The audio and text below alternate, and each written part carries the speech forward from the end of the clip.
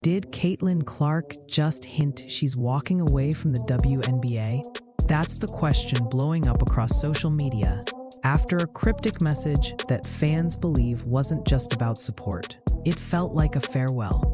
From the moment she set foot on a professional court, Clark was seen as the future of women's basketball. But after months of bruising battles, controversy, and mounting pressure, the words she chose have people questioning whether the league's brightest star is already burning out. Was it just a note to a teammate? Or a coded goodbye to the WNBA itself? The story behind that single message is far bigger than it looks, and it could change the league forever. When Caitlin Clark entered the WNBA, it didn't feel like another rookie debut. It felt like a cultural event. In a single season, she sold out arenas that had been half empty for years. Fans who'd never watched a women's game were suddenly tuning in. Her jersey didn't just outsell her teammates, it outsold veterans who had spent a decade building their names. On the court, the numbers were just as jaw-dropping. She shattered rookie scoring records, knocked down threes from ranges that seemed absurd, and still managed to rack up assists that made her teammates look unstoppable. By the time she was handed Rookie of the Year and an ESPY for Best WNBA Player, the message was clear. This wasn't hype. This was history in the making. For the league, Clark wasn't just a new star. She was the player executives pinned their future on. But when you're crowned the face of an entire league, the crown gets heavy fast. Most players take the offseason to rest. Caitlin Clark did the opposite. While fans expected her to disappear into recovery mode, clips started popping up online, showing a different Clark altogether. Her frame looked stronger, her shoulders broader, her presence sharper. Commentators were stunned, saying, "Nobody's going to push her around anymore." But it wasn't just muscle. Her game itself had evolved. Faster footwork, sharper releases, cleaner decision-making. She wasn't content to just be a shooter. She was building herself into a complete weapon. Teammates admitted privately that they had never seen someone so locked in. For fans, it felt like watching a superhero go through a transformation montage, preparing to dominate Season 2. The energy online was electric. This was supposed to be the year. Caitlin didn't just shine, she owned the league.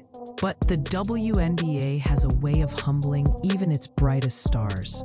And the season that followed would prove that no amount of training can prepare you for forces beyond your control. The first warning signs came early. Clark, the league's most marketable player, started seeing long stints on the bench, and fans couldn't understand why. Then came the injuries. A groin issue forced her to miss events. Hard fouls left her rattled on the floor. Suddenly, the unstoppable rookie looked human and vulnerable. Whispers grew louder. Was the league doing enough to protect her? When All-Star Weekend arrived, the stage was perfectly set for Clark to shine as the centerpiece of the WNBA's future. Instead, she was sidelined, forced to watch while others took the spotlight. For fans, it felt like the golden child of the league was being robbed of her moment. For Clark, it was clear frustration. She still hit game-winning threes and pulled off highlight assists, but the rhythm was broken. This wasn't the storyline anyone expected. Instead of a dynasty in the making, the narrative was shifting into survival mode. And Caitlin Clark didn't come here to survive. She came to dominate. What made the situation worse was the physical targeting. Clips of Clark getting hacked, elbowed, or shoved around the court went viral week after week. Fans accused referees of turning a blind eye, while commentators debated whether the league was letting its new star take punishment without proper protection. At the same time, rivalries were heating up. Angel Reese became a face of Clark's most dramatic on-court battles, with every foul and stare-down turning into headlines. The media ate it up. Fans couldn't stop watching. But behind the spectacle, It added fuel to the idea that Caitlyn wasn't being celebrated as the league's future.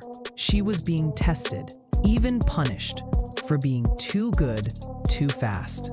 Inside the locker room, reports suggested resentment was building.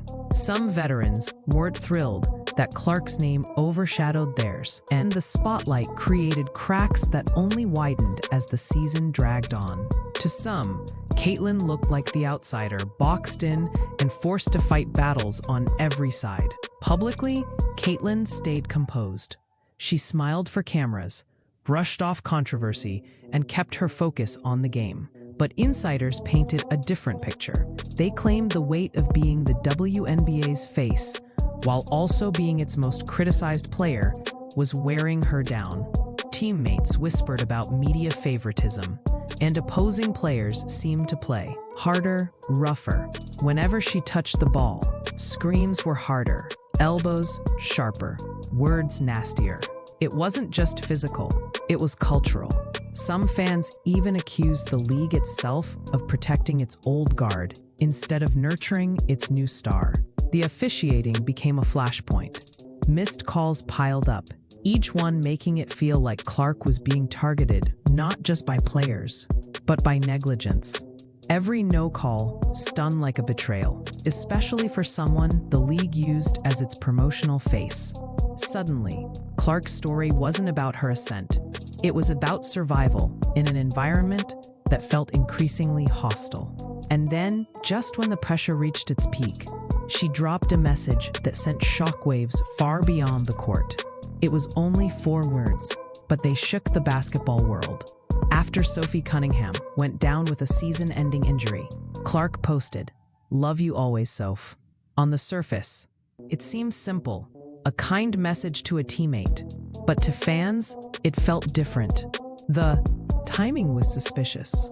Clark had just endured weeks of brutal fouls, mounting injuries, and endless drama. The message didn't read like encouragement, it read like closure. Social media exploded with theories. Was she saying goodbye to Cunningham? Or hinting at her own farewell from the WNBA? Analysts debated it. Fans dissected it word by word. Even insiders admitted it sounded heavier than it looked. And Clark? She said nothing. No clarification, no follow-up. Just silence. Sometimes silence says everything. For a player who had spent her entire career being clear, confident, and outspoken, this quiet moment felt like the loudest statement yet.